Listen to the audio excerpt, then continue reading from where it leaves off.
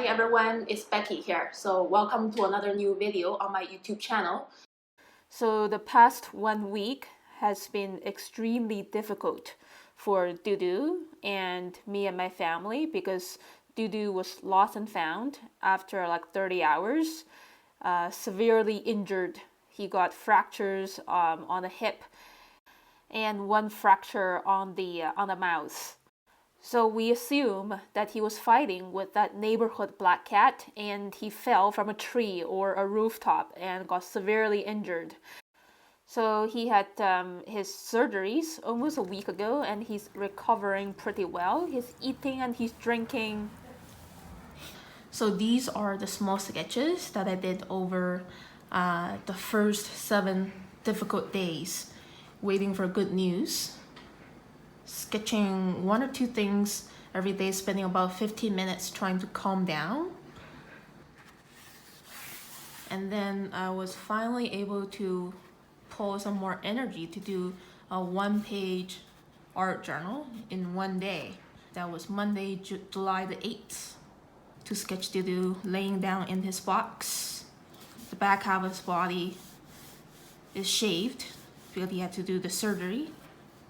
And he's pretty calm, he's pretty much back to normal, curious and active. This is actually the very last page of my current sketchbook, and that'll be the end of it. It's gonna be a bittersweet ending for this sketchbook. So in this video, it'll be like a really simple and relaxing tutorial video. First of all, I want to show you how to sketch this carton of creamer for my coffee. So as usual, I'm going to start drawing with my Sailor's Fude fountain pen with a 55-degree bend nib. So the shape of this carton is a rectangular prism. The top part is a triangular prism. So when drawing a tall box shape, I just find it easier to draw these 3 vertical lines that define the 2 sides and then the 2 lines defining the base. So this line is very much parallel to this one below on the base. Yeah, finishing the corner line here. And then this slanting line is very much parallel to the bottom base line on the right hand side. Okay, so now I'm ready to draw the slanting side of the triangular prism. And then the triangle on the left. Okay, so this is very much a prototype of a carton.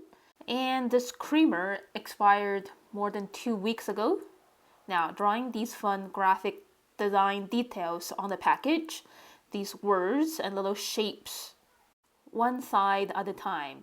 So these horizontal lines of the table of nutrition's chart, they're all following the baseline. Yeah, all slanting downwards towards the right, following the baseline on the left.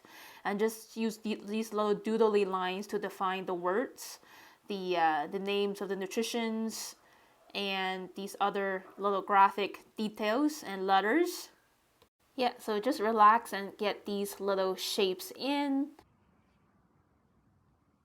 Accentuate the baseline a little bit. Now moving on to the front side of the carton, the logo of the company, Island Farms, which is a dairy company on Vancouver Island in Victoria.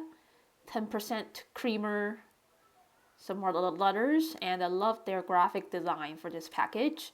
The white daisies, and the jug pouring down the bit of creamer into the opening of the cup, the body of the cup. The thickness of the brim and the liquid line there. Cups are always fun to draw. And then last bit of graphic details on the bottom. This is a 1-liter carton, the saucer. Accentuate a little bit following the graphic design. And that's it for the drawing part. Now I'm ready to paint watercolors.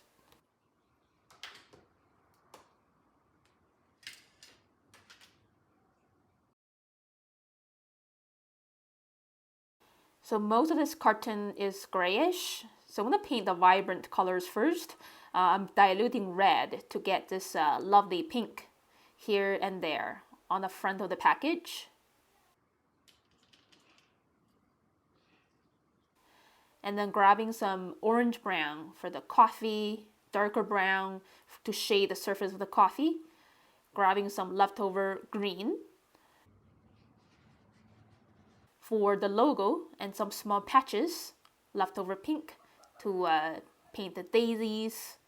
Now, using leftover blue and purplish gray to shade the left side of the carton, because the windows are on the right side, using a darker valued bluish gray to shade the left side furthermore with a little bit contrast.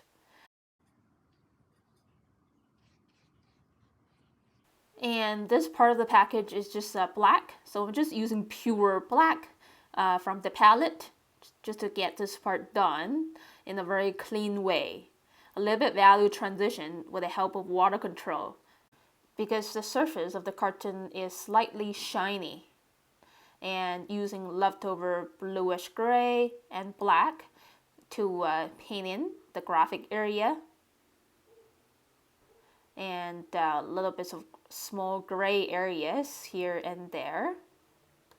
And the next part for this quick painting is to accentuate the saturation of these pink and green areas, because these bright areas are actually very minimal.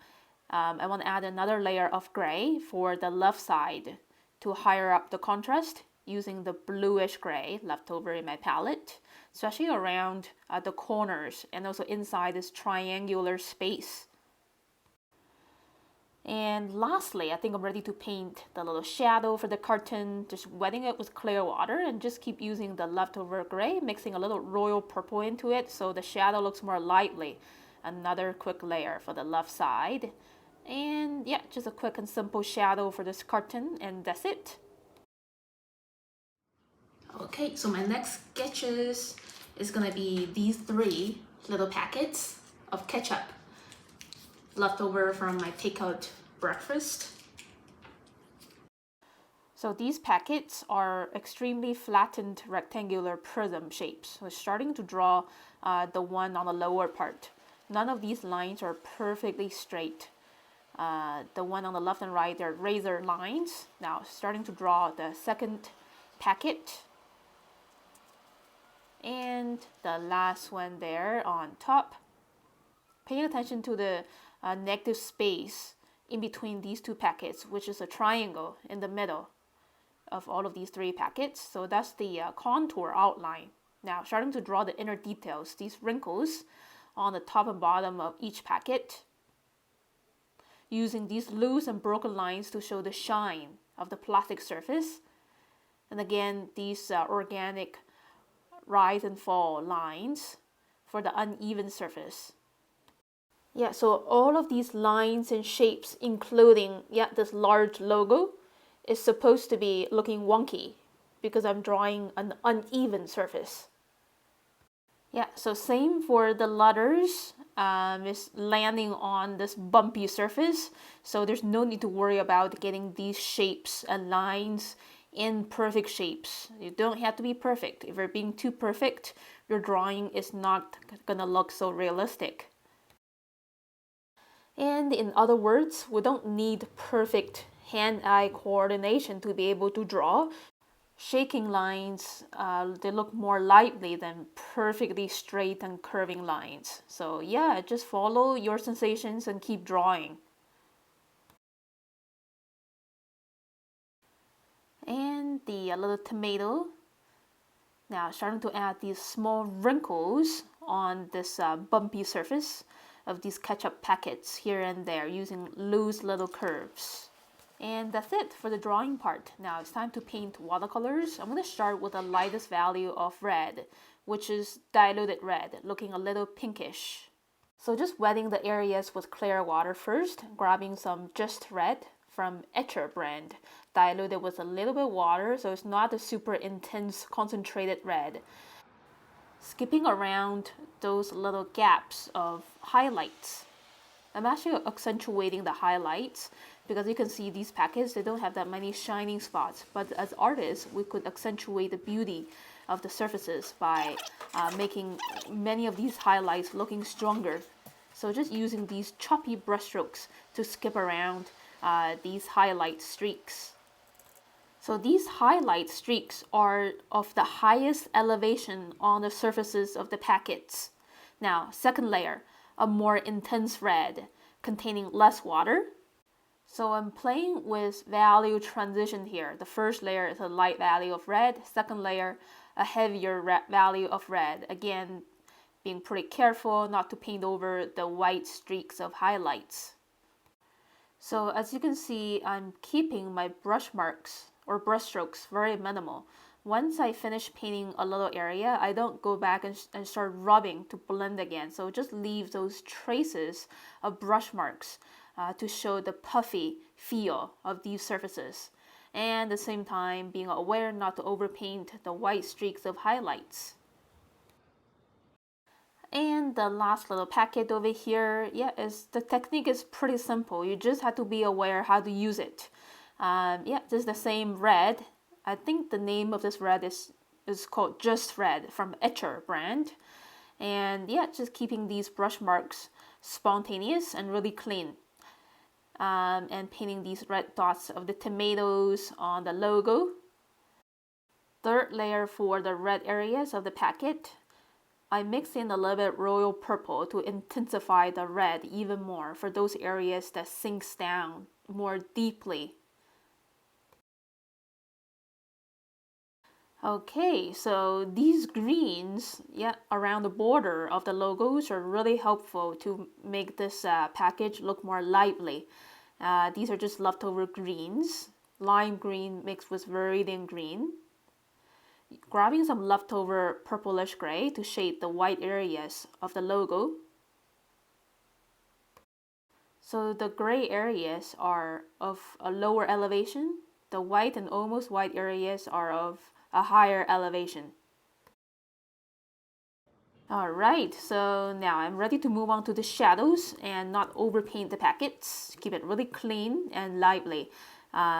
Just using leftover blue and purplish gray, starting with a lighter value, a darker value for the second layer, closer to the edges of the packets. Just keep it really simple. So here's a look of the finished sketches of the ketchup packets.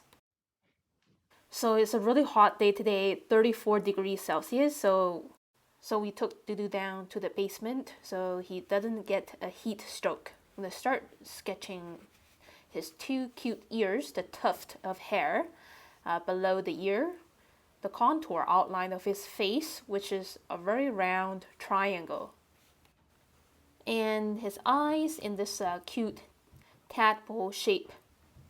The other eye, sleeping peacefully, and the bridge of the nose. So the tip of the nose is actually pretty close to the contour outline from this angle, shading his ears with solid brown ink. Using this choppy way to shade to suggest the texture of the short hair on his ears, and then the neck area, drawing the division line between his masquerade mask and the white area of his face. And now suggesting one of his hind legs tucked under the chin, and the upper part of the leg, the furry belly. And then this is probably the fold of his belly area, and then suggesting these fluffy areas of the black and white fur division line. And just drawing these curves of skin folds that I see, swiping lines to suggest the whiskers, and having fun drawing the little stripes of his masquerade mask, using this loose, sketchy lines to get the little stripes done. And just keep going with the flow of the pattern that I see and feel around DuDu's forehead area all the way to his neck. So sketching DuDu, so even though this is just a single image of DuDu sleeping, it connects with all of the days and hours that I spent, worrying about the situation of DuDu, trying to save his life. The first 2 to 3 days was the most dangerous. So DuDu was not able to get the operations done after like 5 days after he was found severely injured. The process at the vet is actually extremely slow, even for a serious situation like this.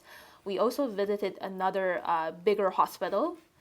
The doctor there at the bigger hospital, they wanted us to put DuDu into intensive care or saying goodbye to him. So there were only two options. It was extremely sad and challenging. So we moved him to the smaller hospital close to home and got his operations done eventually. He just needed the surgery immediately, not just intensive care. It was, a bunch of meaningless checkups. Yeah, so the situation was really difficult for us to figure out. Okay, now it's time to paint DuDu quickly. So I just grabbed some leftover red to paint the skin areas, diluted yellow ochre for the underpainting of his furry area, as well as the shaved area. Wet into wet, black mixed with burnt sienna. So the vet bill estimate at the bigger hospital was, including the ICU and the surgeries, was at least $50,000 for us, which is quite a lot, very expensive for most people. The cost at the smaller hospital that we just did is only about like $4,000, much more affordable. Okay, just blending on some more pure black, the top layer of DuDu's fur, and shading using leftover diluted black in between the skin folds, and another layer of more intense black. So to achieve a sense of depth, especially for painting animal fur, it's good to do multiple layers, from light to medium to darker values. Okay, just shade a little bit more, and this is the skin area of the shaved part. His tail is very much solid black with a little bit of value transition. Yeah, very solid black on the top layer. And just enjoying the painting process and thinking about these days. DuDu still has the catheter attached to his butt because he was not able to pee by himself yet after the trauma.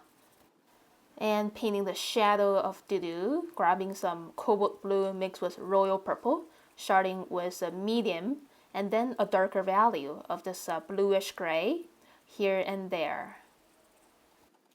The shadows that we paint for everything is so important to help them jump off the page. And that's very much it for my quick sketch of DuDu and my day in these 3 sketches. Thank you so much for watching this video, everyone. If you like it, please click like and leave me a comment below. Subscribe to my channel for weekly updates, and I will see you around next time very soon. Have a great day, everyone. Bye.